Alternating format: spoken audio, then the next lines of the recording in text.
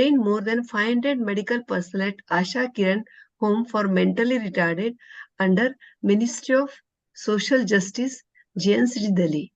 He is an avid speaker at both national and international forum on science behind spirituality, concept of brahmacharya, an invited speaker at reputed college of Delhi University, recently conducted a scientific seminar on real motivation for students at Deshbandhu College and developing mental resilience among students at South Campus, University of Delhi, and one-day seminar on the theme Think and Grow Rich for youth at Hindi Bhavan, New Delhi, for educating youth against various addictions, regularly publishing videos on YouTube on the topic of brain rewire to bring sanskar transformation, especially among youth.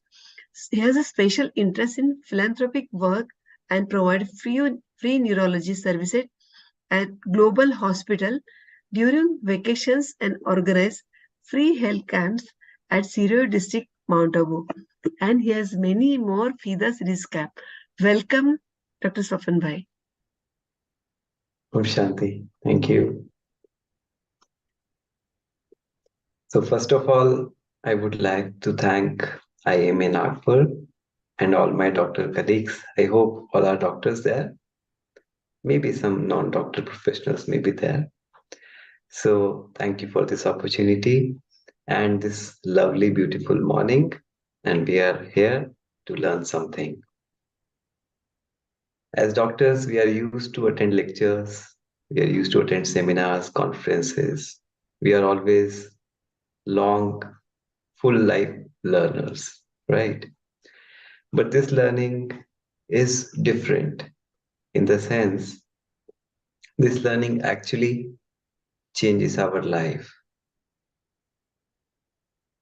One is learning professional knowledge, and this is learning the life skills, the journey called life, which we learn by enriching ourselves with spiritual knowledge and meditation. Meditation, as we all know, is very integral in our lives. Nowadays, people are stressed out and we recommend them to do meditation. But do we really understand what is meditation? Once we understand what is meditation, then it is easier for us to even impress upon our patients to do meditation, right? So what we were doing just 15 minutes or at least 15 minutes before is meditation. But how does it really work? What is the science behind it? And once we understand the science behind it, it is even more convincing to do meditation. It happens to all of us. We miss meditation, right? We don't do it daily on regular basis. Why? There are so many reasons. We are preoccupied with our works. We don't find it really interesting. We have other works to do. So once we understand the science behind it and its importance, we tend to do it more often. Our mind then settles. Okay, so let's start with the session. So just I want to ask, are you people comfortable with Hindi or English? Both. Both. So should I use mixed language or? Yes, mixed language. Okay. Okay. So are you people able to see my screen? Yes. You are. Okay. Nice. So this is easy science of meditation. You know what? In our neurology conferences, there is something called as contemplative neurology.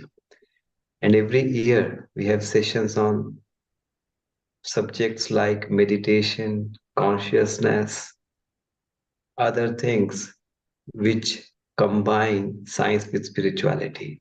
So it's taking up very fast, even in our field as well. So let's see. We all know the benefits of meditation. It helps to give you a stable, relaxed mind, decrease stress on your heart and brain, It increases your focus, concentration, and memory, migraine prevention, and even cure.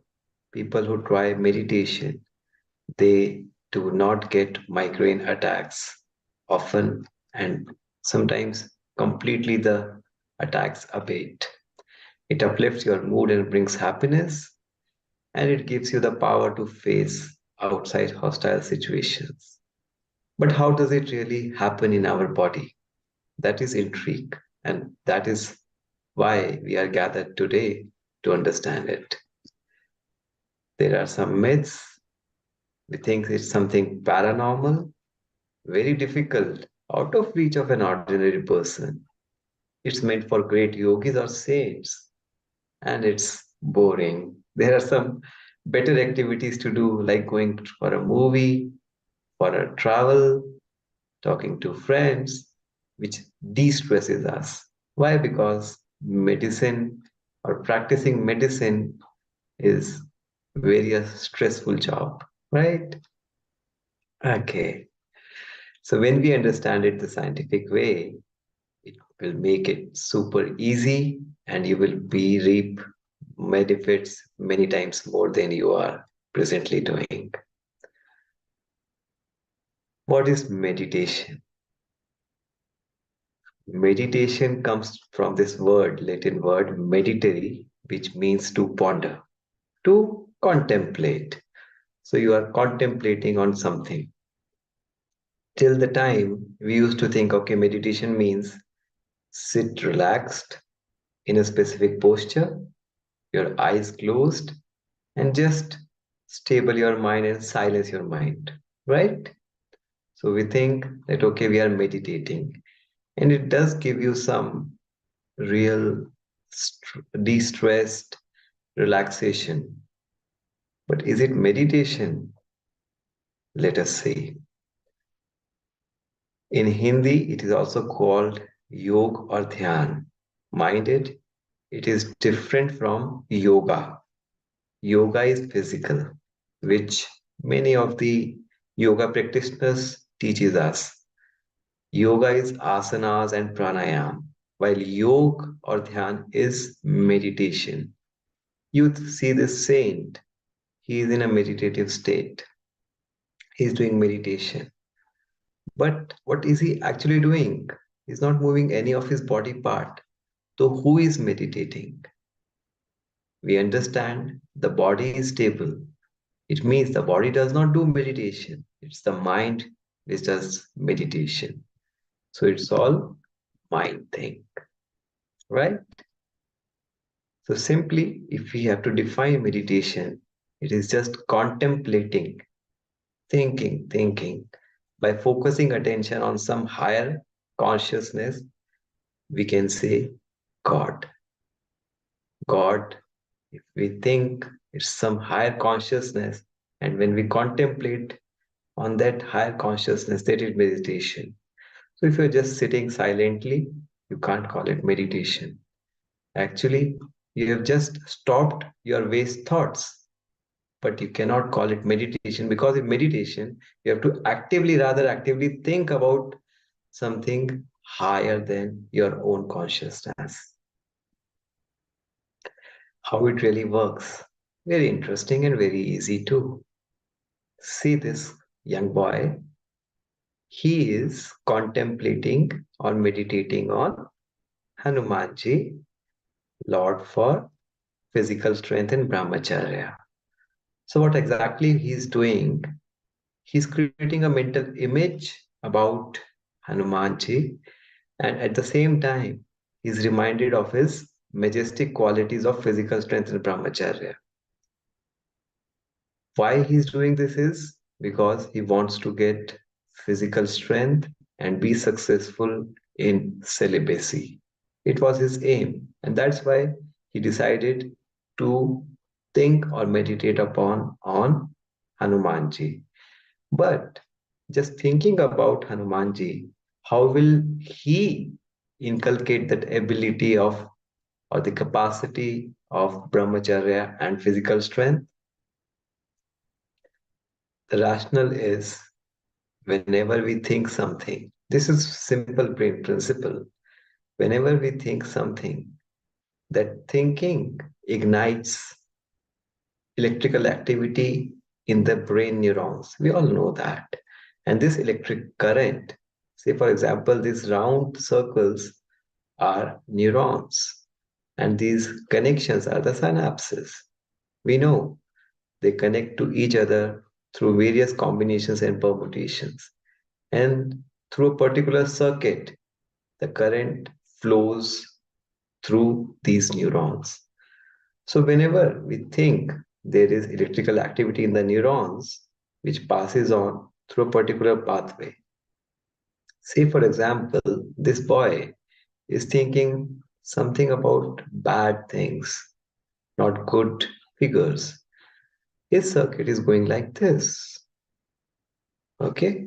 But at the same time, this boy is thinking about something good. He is meditating on some God. His circuit is going another way. It's all firing happening in the brain. To understand it, we'll see this very interesting experiment done by a neuroscientist. What they did is they gave banana to a monkey and let it eat.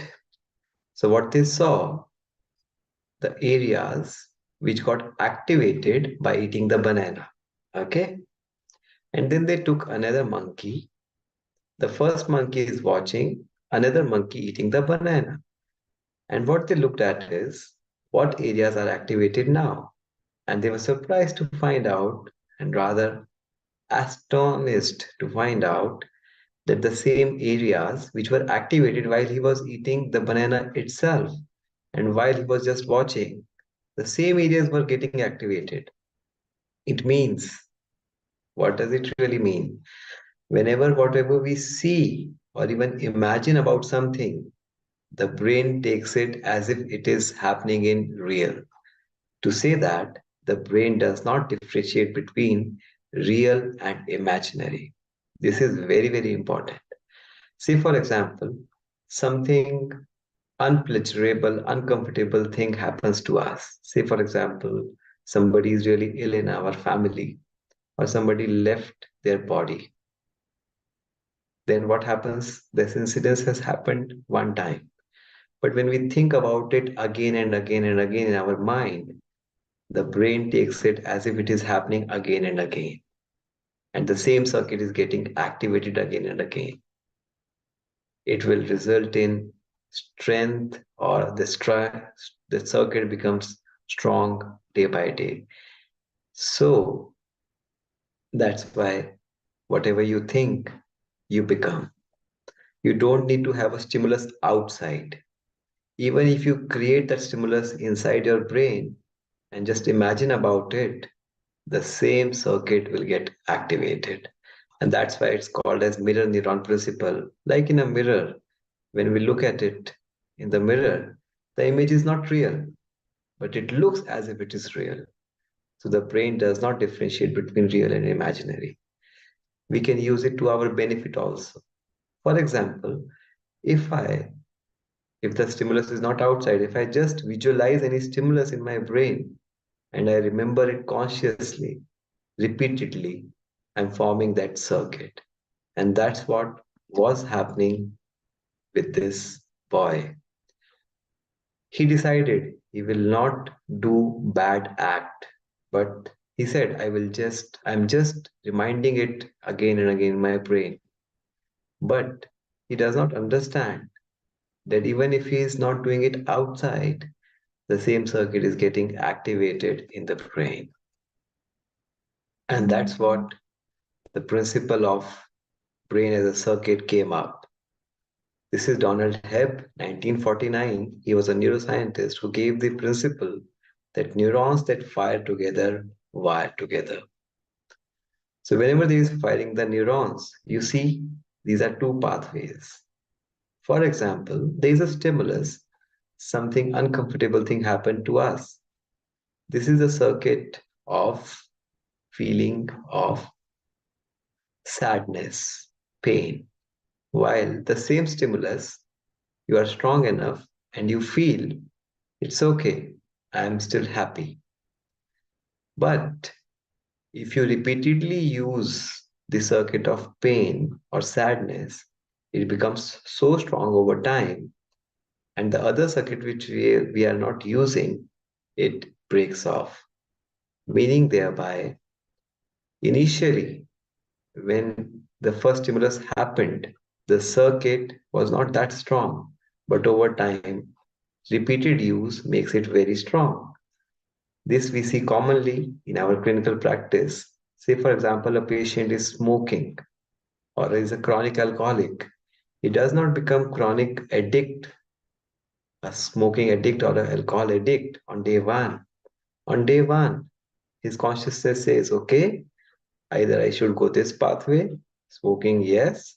Either I should go this pathway, smoking, no. But over time, when he repeatedly does it, this circuit becomes stronger. The connections become very strong. And the no circuit, the stop circuit, becomes very weak. The connections are broken. And then, even if you tell him you should not do it, he knows that there are side effects, but he cannot control it. Why? Because this circuit is now so strong, the firing happens so fast that automatically he picks up a cigarette or a peg of alcohol and uses it, abuses it. And this is how there are strong pathways, weak pathways formation in our brain. Okay? So, what do you do in meditation? What are you doing? Say, for example, you think, okay, I want education, my memory to be increased. And you know the goddess of memory education is Saraswati. So you think about Saraswati, okay, oh Saraswati, she's the goddess of education. I am very educated, my creativity is high, I'm very focused, my mind is sharp. Actually, what you are doing, Saraswati is not doing anything. You are creating that circuit in your mind and you are giving it power. Similarly, why do you feel silence in meditation? You're creating a thought of silence. Okay, I'm silent, I'm silent, I'm silent. And the circuit is getting activated of silence and it creates silence in you. It's as simple as that. And when you repeatedly do it daily, the virtue which you want in yourself, be it peace, be it happiness, be it love, be it purity, be it strength, be it power, whatever circuit, you can inculcate in yourself just by activating that circuit again and again, and not just, it can be done just by visualization, like we saw in the monkey experiment. Just by visualization, you can trigger the circuit path, and gradually it will become a habit. Say, for example, there are so many virtues, some good virtues, some bad virtues, and there are circuits for all of them. It depends on you which circuit you want to activate. So, in the day, throughout the day, when you are thinking about bad things, you are becoming sad, you are feeling pain, you're getting angry, you're stressing yourself. What you're actually doing is you're making those bad circuits stronger unknowingly, rather unwillingly. Now the shift is you start consciously creating good circuits. At least think about them again and again, and they will become strong. Mantra. In meditation, people sometimes do mantra chanting also. What is the relevance of doing these mantra chanting? You see this lady, what is it showing?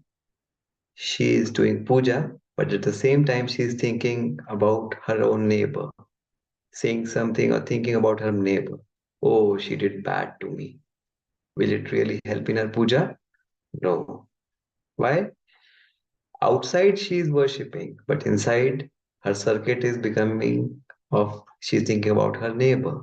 So the circuit will be formed about her neighbor and not about what is happening outside. The mantras, the shlokas, they are powerful words.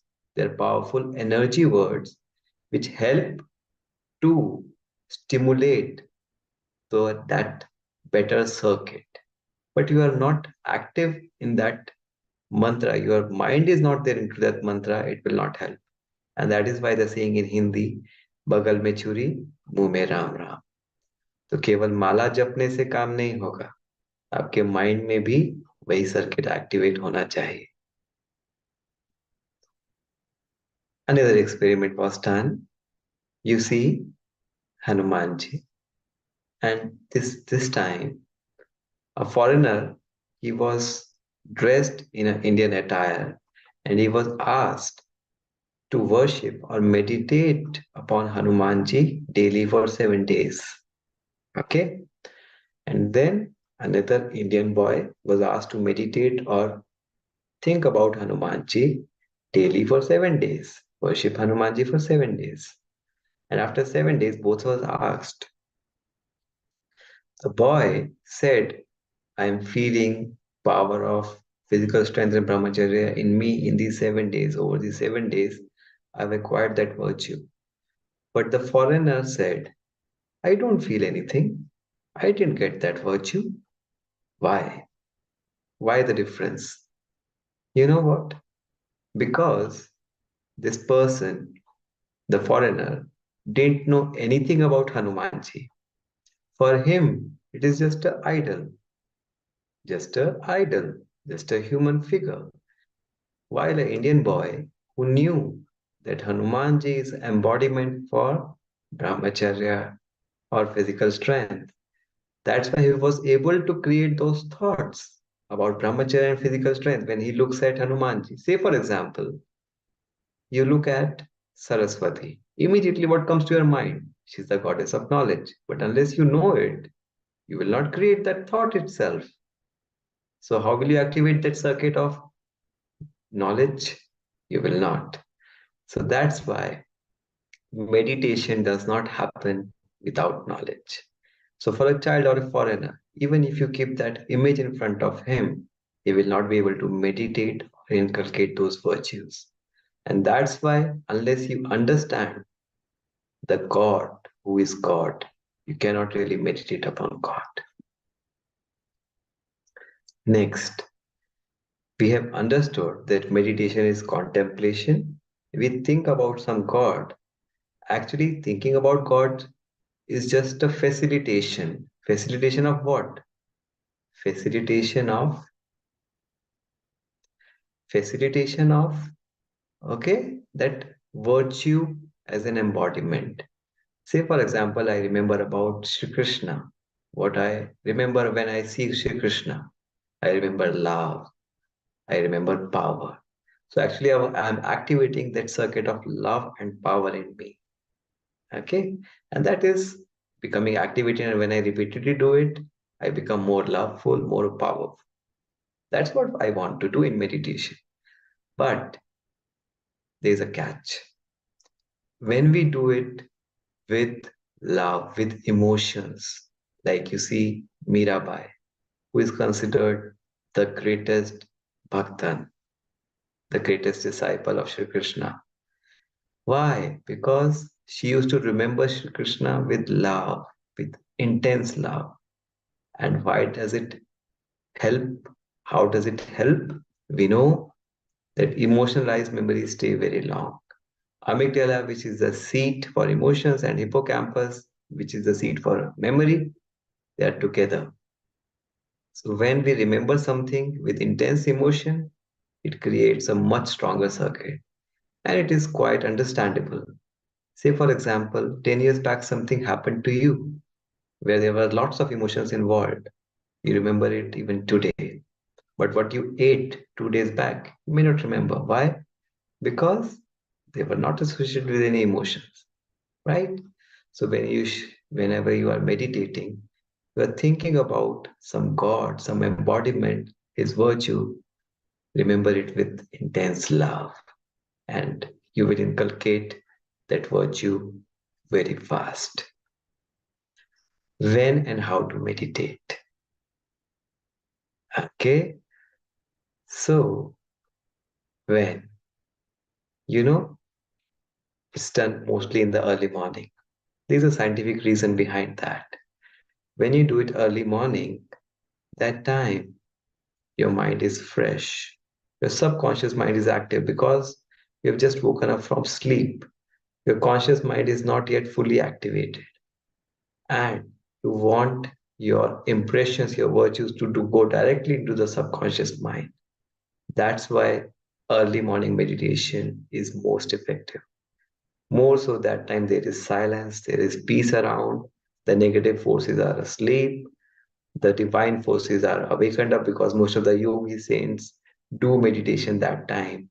And that time you immediately automatically get the help like an engine takes the rest of the bogies along.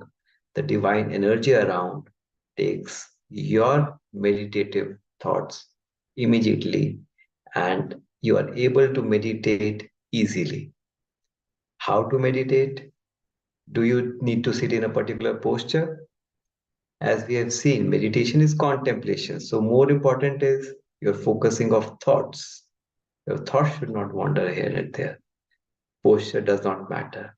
But yes, why a specific posture is recommended? Because you can do meditation even while lying down or even walking. But that time it is difficult to control your thoughts. Because if you lie down, you are more prone to get asleep, to fall asleep. You are walking, your tendency would be to see around.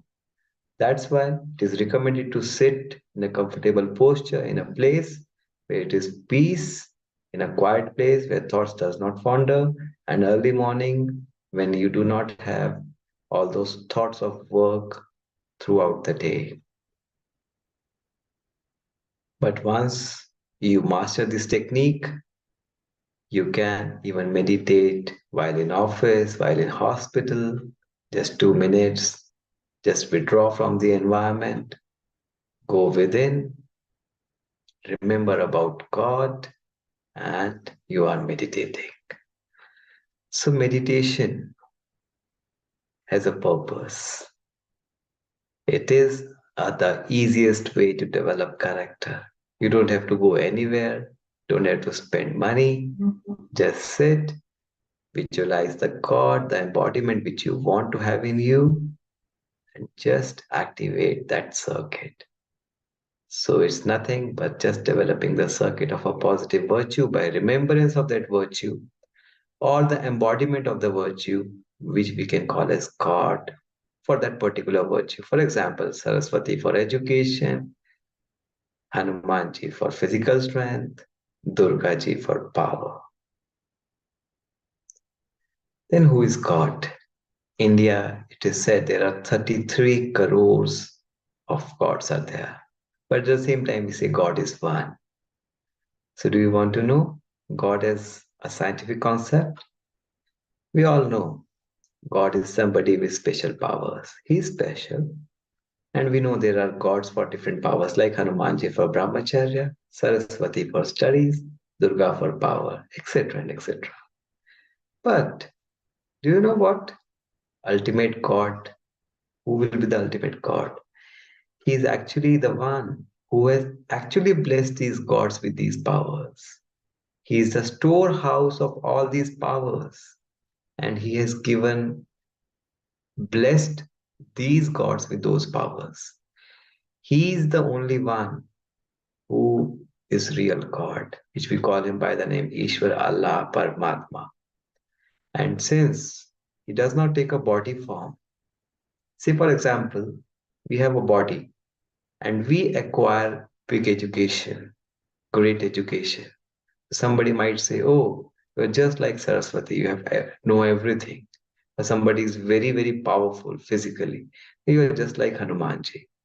So it is quite understandable that these are also being human beings, or like they are higher species of human beings which got those powers. But who is the giver? Actually, he is the real God who does not take a body form. And then we represent him by light. because he cannot be seen by these naked eyes. And we always say, light, God is light. That's why He's the one who has all those virtues. He's actually the factory of those virtues. And He blesses everybody with those virtues. And whosoever acquires it can become like a deity, like them. So all these are deities, and God is one. That's how we understand it as spiritual as well as scientific people. Some medical evidence for meditation, it is clearly shown its enormous benefits. Studies show it releases serotonin and the bliss molecule called anandamide. Serotonin, all of you must be aware. But do you know about anandamide? Let us see. It's very interesting. Meditation, we know that it synchronizes the brain, the left and right side. Your thinking becomes better. Your focus, memory, concentration becomes better. You are able to take decisions more effectively. You are at a stable pace. It has been clearly shown in various studies. What is Anandamite? You see this diagram? You know this? This is cannabis, bhang. And this is a person, he is like flying. You know, whenever a person takes any illicit drug like cannabis, he is on cloud nine. That feeling, that ecstatic feeling. What the scientists found in US is they found that a yogi who is in meditative state, he also has the same ecstatic feeling. And in them, there was a chemical released which is almost similar to cannabis. And then they named it and they were searching for a name and they could not find a better name than Anand. Why? Because they saw that it is giving that highest feeling, the highest feeling of happiness. They could not think of any other name. Why? Because, say, for example, you have happy, sorrow, you have benefit, you have loss. But Anand word does not have a negative opposite word for it. There is nothing called as Ninanand. And Anand is the highest state of happiness. So they could not find a better word than Anand. And Amide we know is the structure. So they named it Anandamide. And you see here Anandamide structure and the cannabis, the tetrahydrocannabinol, which is the active compound. They have almost similar structure and they attach to the nerve cell in the same manner and produce the same effect. Isn't it interesting? And you will be surprised to know there are more than 4,700 studies on Anandamide itself. It's not new. And you know what? Scientists are trying to develop synthetic Anandamide because they don't know the real technique of meditation and they are using it for various things. For example, they're using it to create happiness, removing fear, anxiety, depression in patients, to boost memory, improving appetite, improving sleep, pain relief, inhibiting cancer, protecting the brain against stroke, inflammation, and even addiction removals. So see how beneficial is anandamide and you can produce it naturally by doing meditation. So friends, let's meditate. Now we understand what is meditation. Meditation is not just sitting in a posture and just focusing on here or just silencing your thoughts or just going around temples. No, meditation is a beautiful technique of contemplation. Contemplation on something higher than your own consciousness. The whole purpose is to acquire that positive virtue. Once you acquire that positive virtue, your mind becomes stable. So if your mind is unstable, you want peace, just meditate on the real God, who is the giver of all the powers to all different deities, we call them, the miniature gods. But if we activate that circuit again and again, it can be of peace, it can be of happiness, it can be of purity, it can be of strength, it can be of knowledge. You acquire that virtue by the principle of Hebb's law. The neurons that fire together, and that mirror neuron principle, whatever you are thinking, the brain is taking it as real and it is creating a circuit. You must have read about a book called as Think and Grow Rich by Napoleon Hill. It's a bestseller book. And he has shared his own experience in that. What he did is he created an imaginary council in his brain about nine most influential people of America. And he just used to talk with them. He never met them in real, but he used to just talk to them in his mind. How did you succeed in your life? How did you acquire that virtue? And he shared after 3 months, he found that those virtues which he used to talk about in his mind with them, he got those virtues in himself. He experienced those virtues in himself. That is the power of thought. So, meditation is just focused thought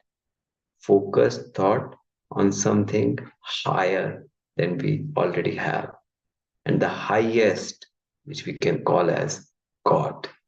So, God is what? As a concept, God is the highest energy with all the virtues, all the powers in it.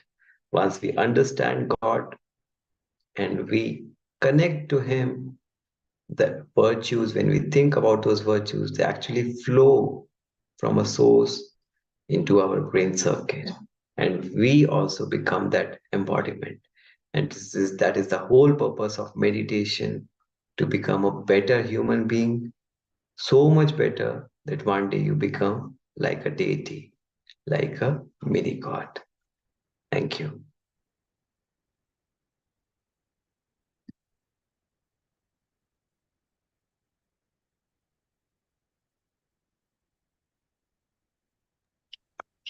It was really wonderful session, and we really learned something. That's Ananda mind, and I think it's a powerful thing to create in our own body.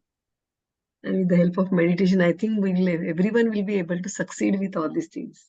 It's a wonderful thing. So I would like to share a small example. Yes, please.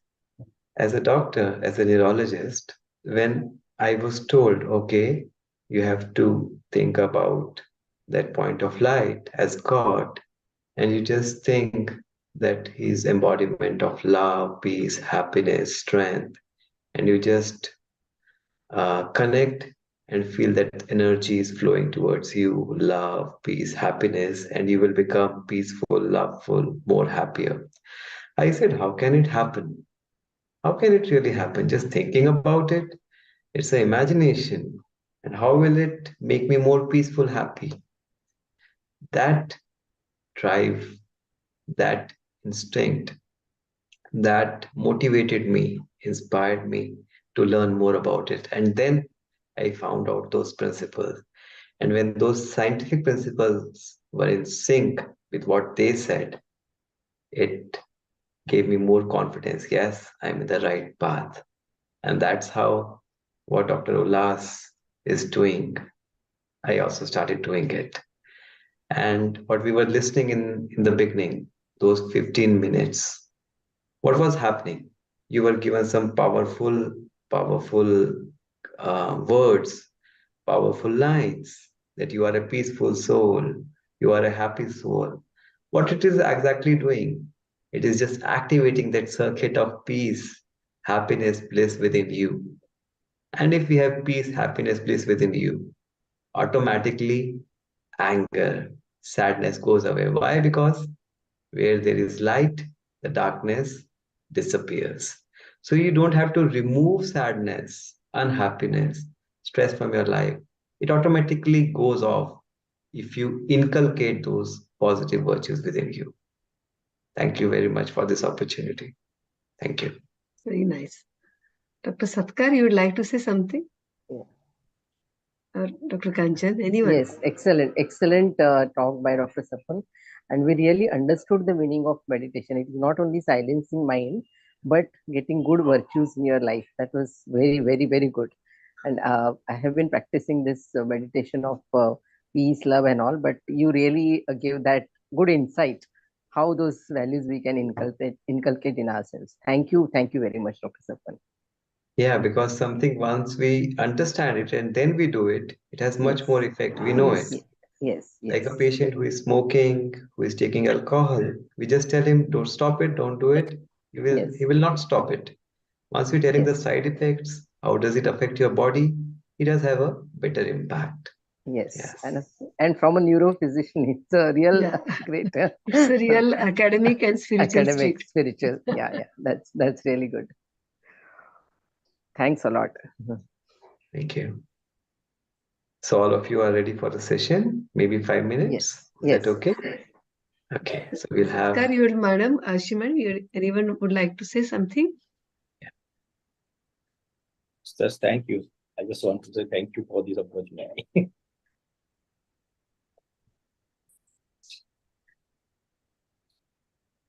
okay. So what I do is, after my OPD finishes, I don't just don't do it in the morning hours. I understand it's just thinking, and we doctors are very good at thinking. We have been doing it throughout our lives. So after my OPD, I just take out 2 minutes and I just sit with myself, just withdraw. So we'll do it hands on now, and you will understand. So just sit straight.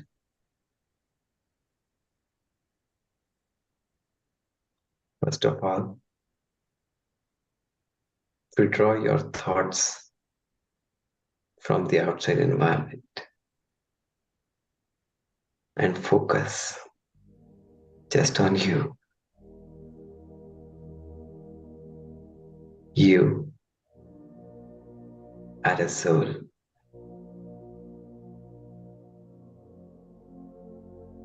Residing in the center of the forehead.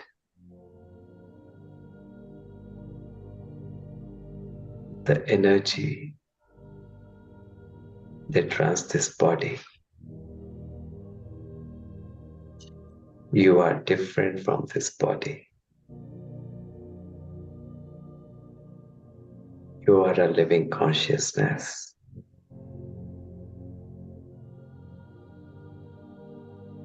Body is just an instrument. Let me charge this energy again.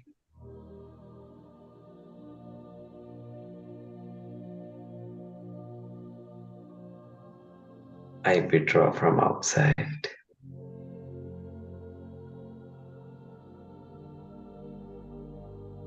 And I focus in the center of the forehead, the seat for the soul. And I focus just on the soul.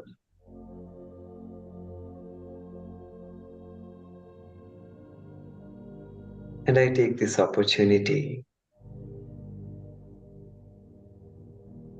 to go back to my original home, my original father, my supreme father in the heavenly abode, in the silence world. I am a soul,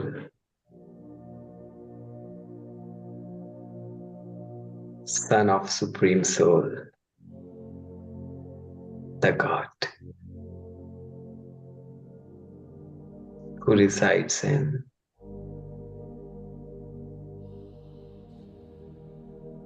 Paramdham, silence world.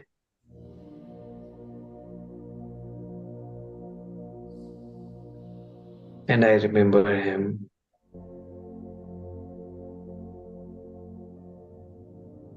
He is the ocean of love. So am I. He is the ocean of peace. So am I. He is full of happiness. So am I. He is a giver. Always a giver. So am I. He never expects anything from anybody. So am I.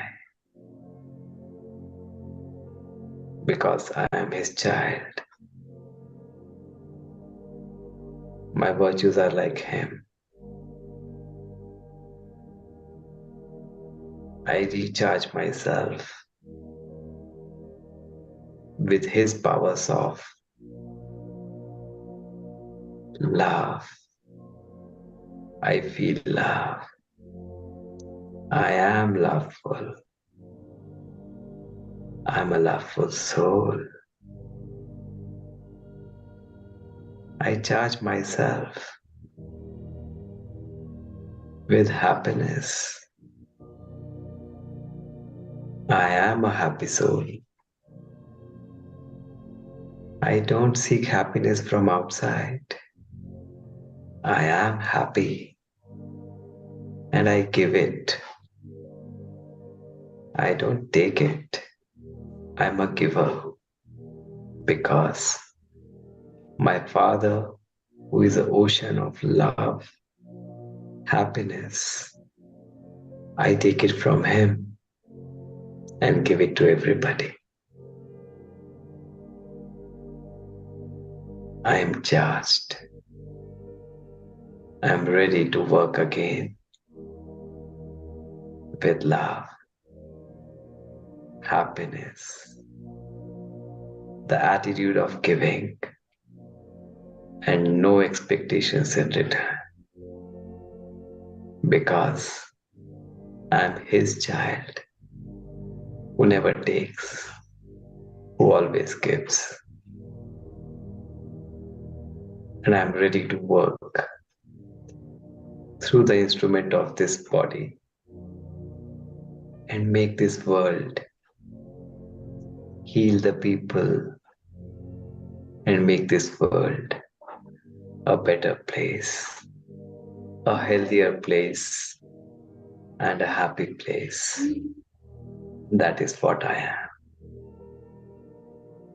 I am ready now to go on my work again.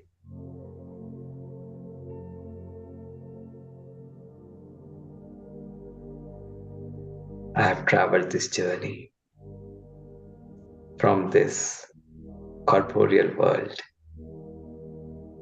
to the subtle world, to the silence world, and back.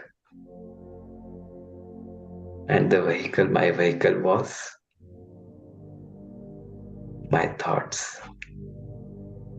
So sitting in the vehicle of my thoughts, I take my consciousness up into that beautiful world where God is there, my Father. And I take the energy from there and come back to give it to the people here. Thank you. Om Shanti.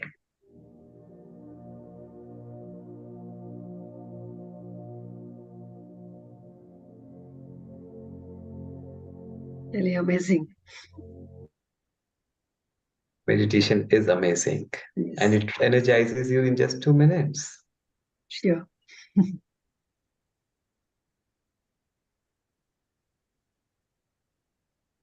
Thank you so much, Sapan sir. We would like to connect with you again on the similar topics. So once again, thank you for giving your valuable time.